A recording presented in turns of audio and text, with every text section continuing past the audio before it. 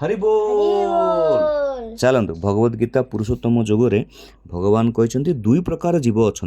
क्षर एवं अक्षर अर्थात भ्रांत एवं अभ्रांत। भौतिक जगत में प्रत्येक जीव क्षर अर्थात भ्रांत अटंती किंतु चित जगत में प्रत्येक जीव अक्षर अर्थात अभ्रांत अटंती। भौतिक जगत कोड़ा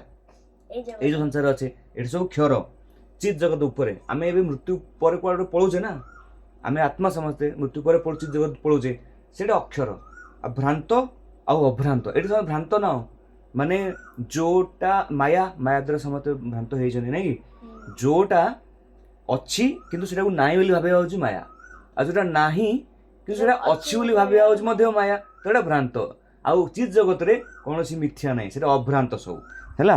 पूर्वर कहुई भगवान व्यास अवतार वेदांत सूत्र प्रणयन करते एठारे भगवान वेदांत सूत्र विषय वस्तु संक्षेप प्रकाश कर जो असंख्य जीव अच्छा से दुई भाग में विभक्त कर यथा क्षर और अक्षर अर्थात भ्रांत और अभ्रांत है। जीवगण सनातन भाव परम पुरुष भगवान विभिन्न अंश विशेष अटंती सनातन भाव में बहुत दिन आम अच्छे जो से भौतिक जगत संस्पर्श आसती से जीवभूत कहुए एवं कह जीवभूत सनातन कही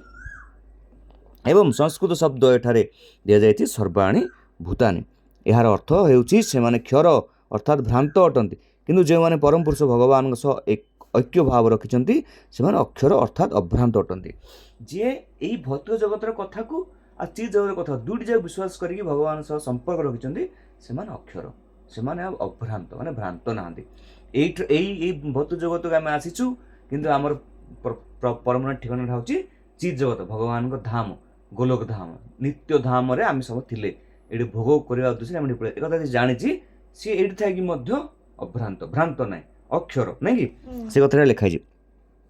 तो से भगवद गीता पढ़ा ताले आम निजर तत्व आ ईश्वर भगवान तत्व आ संसार तत्व ठीक बुझीपर तापर जा कल्याण हम नहीं कि निताय गौर प्रेमानंदे हरि हरि बोल।